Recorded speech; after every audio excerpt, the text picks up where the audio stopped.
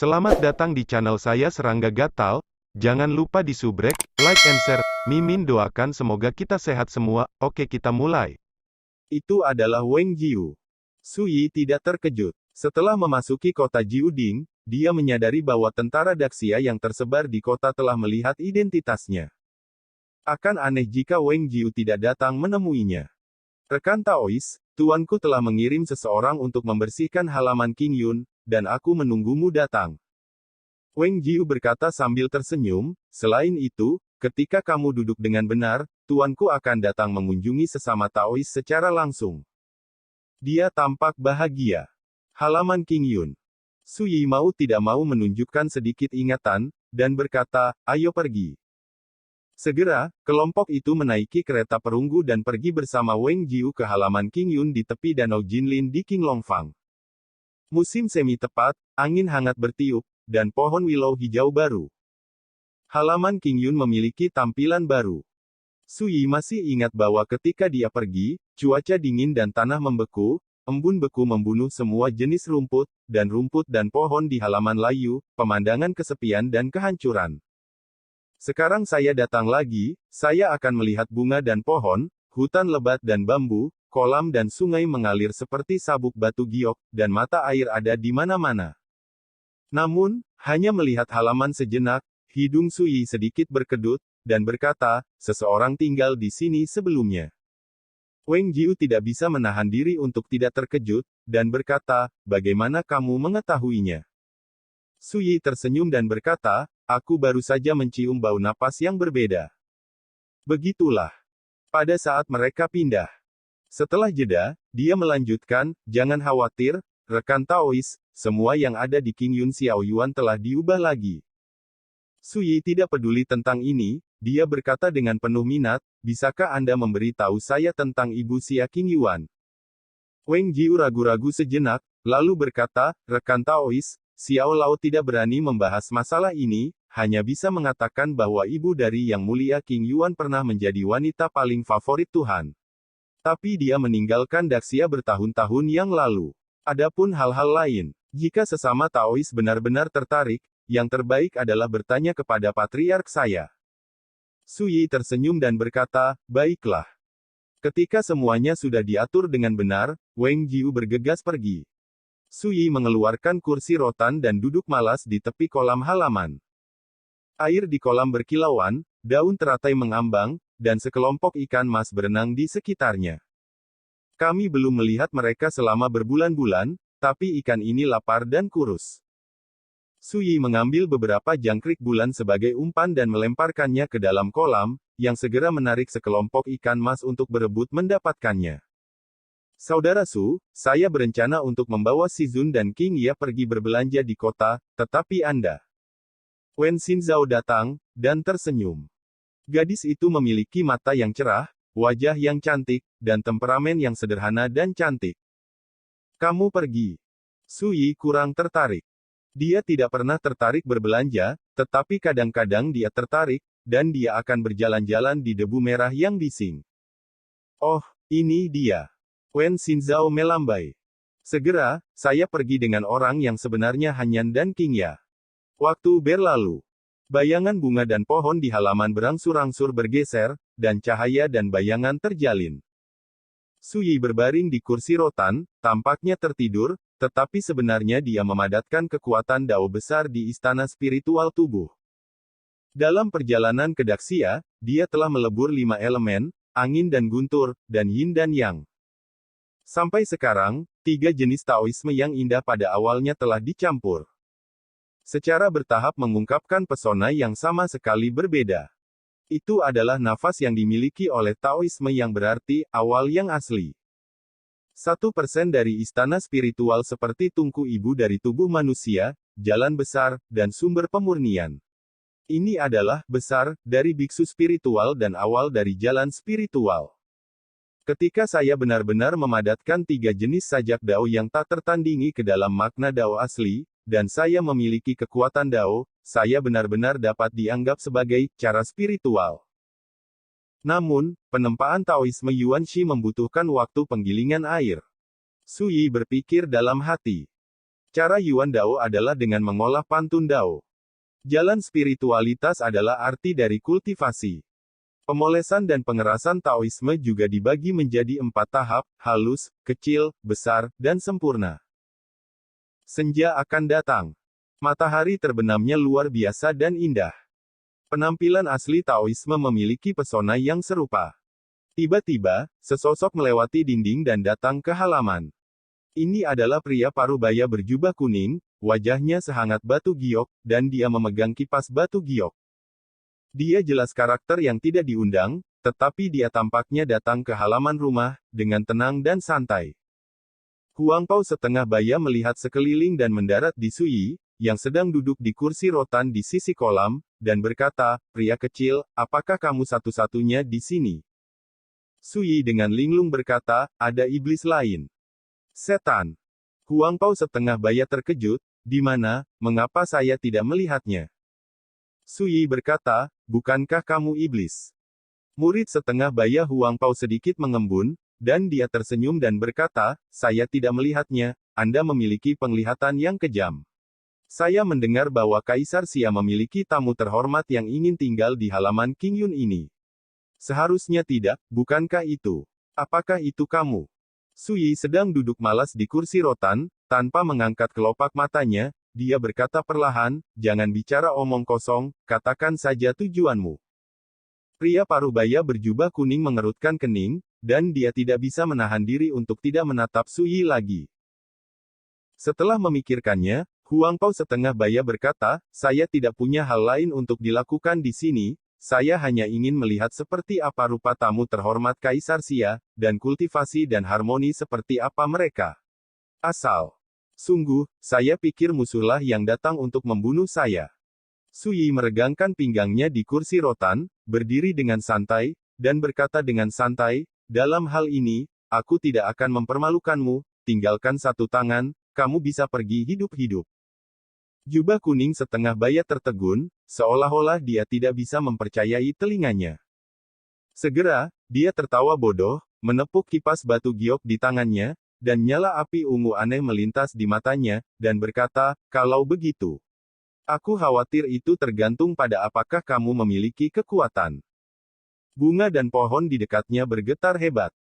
Kawanan ikan mas yang berenang di kolam semuanya kaku dan tidak bergerak di dalam air. Aliran udara yang bergelombang di kehampaan tampaknya berhenti pada saat ini. Suasana menakutkan yang masih menyedihkan menyelimuti halaman. "Dengar, kamu tidak bisa bergerak sekarang, jiwamu hilang, keadaan pikiranmu diambil, di mataku, dan domba kecil yang tersisa untuk disembelih. Tidak ada perbedaan." Pada saat yang sama, Huang Pao setengah baya tersenyum sedikit dan berkata, "Jangan khawatir, saya tidak datang untuk membunuh Anda. Itu hanya karena sikap Anda terlalu buruk sebelumnya, jadi saya memberikan sedikit hukuman." Berbicara, dia mengangkat dagunya, matanya dipenuhi dengan main-main, dan berkata, "Ayo, berlutut untuk kakek dulu, dan bersujud 3 kali untuk mendengarkan." Suyi, yang telah berdiri diam di sisi kursi rotan, akhirnya tidak bisa menahan diri dan tertawa.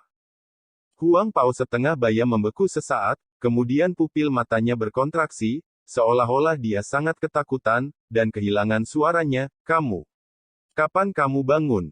Suyi Dao, meskipun teknik, Spirit of the Soul Capture, dari klan rubah bulan ungu bagus, tampaknya Anda belum berlatih dengan baik, jadi saya sudah bangun sebelumnya. Tubuhnya membeku dan wajahnya berubah total. Dan untuk berurusan dengan karakter dalam keadaan roh, itu lebih dari itu, dan tidak pernah hilang. Tapi sekarang, hanya seorang remaja, tetapi tidak terpengaruh sama sekali, bagaimana mungkin ini tidak mengejutkan Huang Pao setengah baya? Sosok setengah baya berjubah kuning melintas dan hanyut. Tidak diragukan lagi, dia menyadari bahwa ada sesuatu yang salah, dan dia berencana untuk pergi secepat mungkin. Tapi sosok itu masih di udara, dan suara tenang tiba-tiba terdengar di telingaku. "Apa yang kamu lakukan ketika kamu berjalan dengan panik, kamu juga dapat mencoba teknik penentangan jiwaku." Duh! Sebuah daoyin terdengar seperti Hong Zong Dalu, yang membanting keras di jiwa setengah baya dari jubah kuning. Tidak baik. Jubah kuning setengah baya menjadi pucat karena ketakutan, dan roh orang mati akan berjuang. Ayo, berlutut dulu, aku tidak akan membiarkanmu memanggilku kakek, bersujud 3 kali dan dengarkan. Saya meremehkan sebuah kalimat, tetapi itu terdengar seperti suara ilahi. Segera, matanya kusam dan kosong, ekspresinya hilang, seperti mayat berjalan, dia berlutut di sana dan bersujud ke tanah. Ledakan, ledakan, ledakan. Kau tahu 3 kali, tanah mengeluarkan suara teredam yang membuat jantung berdebar kencang. Su Yi, yang sudah duduk di kursi rotan, memandang Huang Pao setengah baya dengan acuh tak acuh, dan berkata, siapa namamu?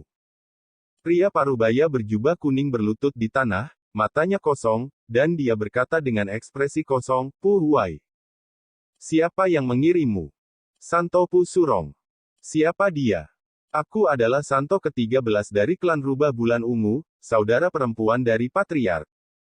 Kenapa dia membawamu ke sini? Tempat ini awalnya adalah tempat persinggahan yang disiapkan oleh Kaisar Xia untuk orang suci, tetapi Kaisar Xia mengusir orang suci itu 2 hari yang lalu karena seorang tamu terhormat. Saya merasa tidak nyaman, jadi saya akan datang untuk melihat, apa tempat suci orang-orang terhormat itu. Tamu di mulut Xia Huang. Su Yi mendengar ini, dan akhirnya mengerti dengan samar, Pu Surong, apakah ibu Xia King Yuan? Huang Pao setengah baya berkata, Xia King Yuan. Tidak, putri orang suci itu bernama Pu King Yuan. Su Yi mendengus, tiba-tiba teringat sesuatu, dan berkata, apakah kamu mengenali Ruo Huan? Pada awal ketika dia memasuki halaman King Yun, dia mencium aroma samar, dan mengenali bahwa itu adalah aroma tubuh unik dari klan Rubah Bulan Ungu. Pada awalnya, dia mengira gadis berbaju kuning bernama Ruo Huan, yang dia lihat di Dakin telah muncul di sini. Tapi sekarang sepertinya itu jelas bukan hal yang sama. Huang Pao setengah baya bernama Pu Huai memiliki mata kosong dan berkata, Ruo Huan adalah jenius paling menonjol dari generasi muda klan Rubah Bulan Ungu saya, dan kandidat paling menjanjikan untuk dipromosikan menjadi orang suci berikutnya. Su Yi tampak berpikir. Pada saat itu juga Su Yi mengenali sekilas bahwa Ruo Huan adalah keturunan dari klan Rubah Bulan Ungu dan memiliki bakat, aroma menawan dan pengikisan tulang.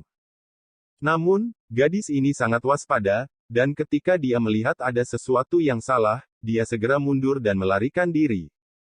Su Yi masih ingat bahwa ketika Ruo Huan melarikan diri, dia mengancam akan bersaing dengan dirinya sendiri di jalan lain kali kita bertemu lagi. Dan sekarang, dia menyadari bahwa Ruo Huan, gadis berbaju kuning, berasal dari klan yang sama dengan ibu Xia King Yuan. Ini menarik. Mengapa Ruo Huan muncul di Dakin? Apakah itu untuk saya? Su Yizeng ingin bertanya lagi. Desahan terdengar di luar halaman. Rekan Taois, penampilan orang ini semua karena saya. Jika mungkin, bisakah saya menanganinya? Ditemani oleh suara itu, Xia Huang, dalam jubah kain, mendorong pintu dan masuk, berjalan ke halaman, dan datang ke sisi Su Yi, menundukkan kepalanya untuk menyambutnya. Su Yi duduk di kursi rotan tanpa bergerak, dan berkata dengan santai, memang, ini masalah keluargamu, dan yang terbaik bagimu untuk menyelesaikannya. Terima kasih atas kesuksesanmu. Kaisar Xia merasa lega. Dengan temperamen Su Yi, jika dia ingin membunuh Pu Huai, dia tidak bisa menghentikannya. Untungnya, Su Yi tidak melakukan ini. Pada saat ini, Pu Huai, yang telah berlutut di tanah dengan mata kosong, tersentak dan tiba-tiba terbangun. Kembalilah dan beritahu Pu Surong, jangan lakukan perbuatan tidak terpuji seperti ini lagi, jika ada apa-apa, datang saja padaku sendiri. Xia Huang tampak dingin dan acuh tak acuh. Ekspresi Pu Huai berubah untuk sementara waktu, dan dia berbalik tanpa mengucapkan sepatah kata pun. Pada saat ini, senja sudah dalam dan malam akan datang. Melihat sosok Pu Huai menghilang, Xia Huang tersenyum pahit dan berkata, jangan kaget, rekan Taois, bahkan aku tidak menyangka bahwa Han Pu Surong akan begitu buta.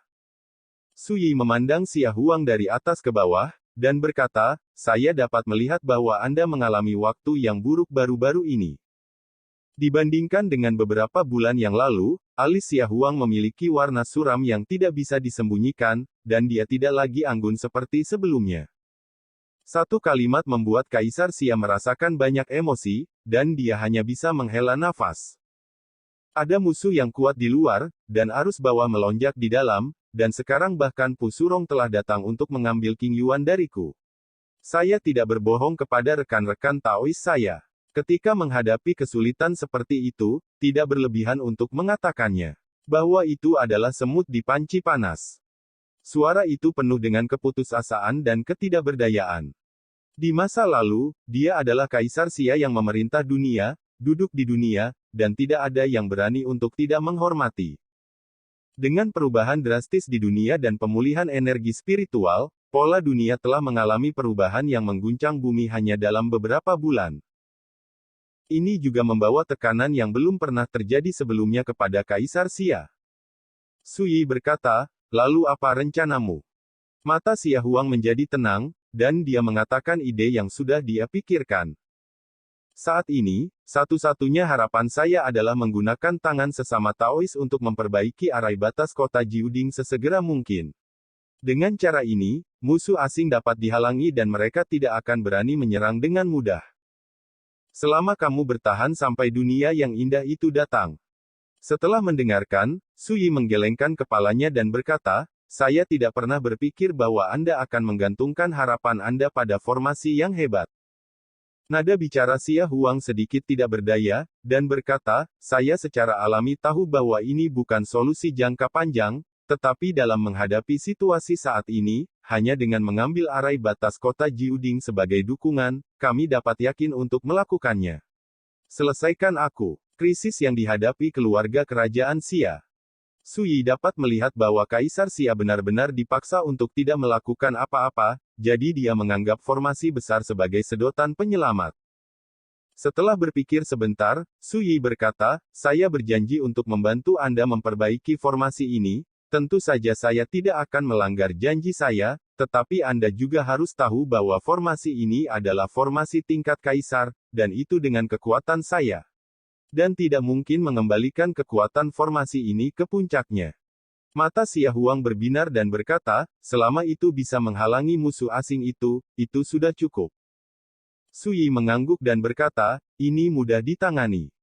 Xia Huang menarik napas dalam-dalam, membungkuk dan memberi hormat. Xia Yunjing mewakili keluarga Xia, terima kasih rekan Daois dulu. Sui melambaikan tangannya dan berkata, ini hanya masalah kecil, kamu tidak harus begitu sopan. Bahkan jika kamu tidak mengandalkan ini, aku tidak bisa berdiri dan menonton ketika kamu dalam masalah. Berbicara tentang ini, dia tersenyum dan berkata, terlebih lagi, hanya ada beberapa kekuatan kuno. Selama saya di kota Jiuding ini, mereka tidak akan dapat membuat gelombang. Bicaralah dengan santai, seolah-olah membicarakan masalah sepele. Xia Huang tercengang, berapa banyak kekuatan kuno? Jika kekuatan kuno itu benar-benar tak tertahankan, itu akan baik-baik saja. Dia menghela nafas pada dirinya sendiri. Namun, Huang Xia juga tahu bahwa temperamen Sui seperti ini, bahkan jika langit runtuh, sepertinya itu bukan masalah sepele. Sui berkata, ngomong-ngomong, ketika masalahmu diselesaikan, aku juga punya sesuatu untuk dipercayakan padamu. Xia Huang berkata tanpa ragu, rekan Taois tapi tolong bicara terus terang, selama saya bisa melakukannya, saya tidak akan menolak. Sui memikirkannya dan berkata, kita akan membicarakannya nanti. Dia awalnya berencana untuk mempercayakan guru Hanyan dan Qingya kepada Kaisar Xia dan membiarkan mereka berlatih di Gunung Tianmang. Tapi ini juga harus meminta pendapat mereka. Baik. Xia Huang mengangguk. Setelah mengobrol sebentar, Sui masih tidak bisa menahan diri dan berkata dengan suara yang dalam, maukah Anda membiarkan Xia Qingyuan pergi bersama ibunya? Xia Huang menggelengkan kepalanya, tidak. Sesungguhnya. Segera, Kaisar Xia berkata dengan ekspresi yang rumit, rekan Taois, ini masalah pribadi saya, tetapi karena bawahan Pu Surong telah menyinggung Anda hari ini, seluk-beluk hal-hal ini juga harus dijelaskan kepada Anda. Berbicara, dia menjelaskan keluhan antara dia dan Pu Surong. Dalam suara, sulit untuk menyembunyikan kehilangan dan kekecewaan. Sui mendengarkan dan berkata, ketika Pu Surong bertemu denganmu, apakah dia menipunya? Xia Huang tersenyum pahit, apakah itu disengaja untuk menipu, itu tidak masalah sekarang. Su Yi tidak mengatakan lebih banyak. Sebagai orang luar, dia tidak bisa menilai perasaan orang lain. Segera, Kaisar Xia mengucapkan selamat tinggal dan pergi. Su Yi, ketika malam tiba, menunggu Wen Xinzhao dan yang lainnya yang kembali dari berbelanja. Saudara Su, ada desas-desus di kota sekarang bahwa 7 raksasa kuno tidak akan pernah membiarkanmu. Begitu dia kembali, Wen Xinzhao sangat khawatir. Jika mereka harus mati, aku tidak keberatan menggunakan nyawa mereka untuk mengasah pedang mereka. Su Yi berkata dengan santai, King Ya, cepat bawa anggur dan sayuran, dunia ini besar, dan makanannya adalah yang terbesar. Dia melihat King Ya memegang setumpuk kotak makanan di tangannya, dan aroma menggoda sudah di udara. Iya. King Ya tersenyum dan setuju. Wen Xinzhao melihat ini dan menggelengkan kepalanya tanpa daya. Ya, saudara Su tidak pernah peduli dengan ancaman itu. Sementara itu, di sebuah paviliun di kota Jiuding, cahaya lilin berkelap-kelip, memenuhi ruangan. Dia mengerutkan kening, dan berkata, kalau begitu Su Yi benar-benar tidak terpengaruh oleh jiwa-jiwa klanku. Di satu sisi, Pu Huai memiliki ekspresi muram di wajahnya, dan berkata dengan suara rendah, seharusnya seperti ini. Bibi, saya katakan sebelumnya, terakhir kali saya melihat Su Yi ini di Dakin, pihak lain dengan mudah menyelesaikan kekuatan bawaan, tulang wangi yang menawan, saya. Seorang gadis cantik dengan rok kuning berkata dengan suara renyah. Wanita ini adalah Ruo Huan. Anak ini, tidak mudah. Pu Surong bergumam. Apakah itu seni rahasia yang menggetarkan jiwa, atau kekuatan pesona bawaan? Mereka adalah dua kekuatan warisan paling kuat dari klan rubah bulan ungu mereka, yang dapat mencuri jiwa secara diam-diam dan bermain dengan musuh di antara telapak tangan. Pu Surong belum pernah mendengarnya sebelumnya, biksu spiritual mana yang tidak dapat terpengaruh oleh dua metode rahasia ini. Gadis dengan rok kuning berkedip dengan gembira, dan berkata, dia secara alami tidak sederhana, dengan budidaya alam spiritual, dia dapat membunuh Chu Yun Ke, mengalahkan Dong Guo Feng, dan bahkan membunuh Dong Guo Hai dan yang lainnya di seberang perbatasan. 6 roh ada. Tampaknya karakter seperti itu, yang ditempatkan di alam Mingkong kami, juga dapat disebut sebagai tokoh top di dunia, dan tidak ada yang jenius di jalur spiritual. Gadis ini benar-benar memuji Su Yi. Apa? Pu Surong menghela nafas pelan, sayangnya, Su Yi ini bukan keturunan dari kekuatan teratas di dunia Mingkong, jika tidak, dengan bakat dan taoismenya, dia memang layak untuk King Yuan. Ruo Huan menggelengkan kepalanya dan berkata, Bibi, sesuai dengan keinginan ayahku, kali ini, aku ingin membuat Sister King Yuan kembali ke klan untuk menjadikannya orang suci. Ini sudah ditakdirkan. Kamu tidak bisa menjadi pendamping Tao orang lain. Pu Surong mengangguk, lalu menarik napas dalam-dalam, ekspresinya kembali tenang, dan berkata, temukan kesempatan, aku akan berbicara dengan Nasui secara pribadi, aku harap dia bisa mundur meskipun ada kesulitan dan mengakhiri sepenuhnya hubungan dengan King Yuan. Tidak lama setelah dia kembali ke kota Jiuding, dia menemukan bahwa putrinya Xia King Yuan tidak pernah menempatkan pria di matanya sebelumnya. Su Yi adalah pengecualian. Dan jika Anda ingin menjadi orang suci dari klan rubah bulan ungu, Anda harus kejam dalam masalah pria dan wanita, dan tidak ada ruang untuk keterlibatan apapun. Hanya dengan cara ini kita dapat mewarisi warisan tertinggi dari klan rubah bulan ungu. Bibi, bagaimana jika Su Yi tidak setuju? Ruo Huan bertanya sambil mengedipkan mata. Pu Surong terdiam sejenak dan berkata, terserah orang. Sebelumnya, dia mengirim Ruo Huan ke Dazhou untuk mencari Su Yi, hanya untuk melihat orang seperti apa pemuda ini. Sekarang, Su Yi telah muncul di kota Jiuding, yang menyelamatkannya dari banyak masalah. Ruo Huan bertanya lagi, kapan Bibi akan menemuinya? Pu Surong mengambil cangkir teh dan menyesap tehnya, lalu perlahan berkata, jangan khawatir, sekarang kota Jiuding ini, bukankah semuanya berkhotbah bahwa 7 raksasa kuno tidak akan mengampuni Su Yi? Tidak akan lama sebelum anak ini akan mendapat masalah. Berbicara tentang ini, dia meletakkan cangkir teh, matanya melonjak, dan dia berkata dengan santai, pada saat itu, aku akan pergi dan memberinya arang di salju. Sekian dulu updateannya, tunggu lanjutannya di channel saya Serangga Gatal, di subscribe ya guys.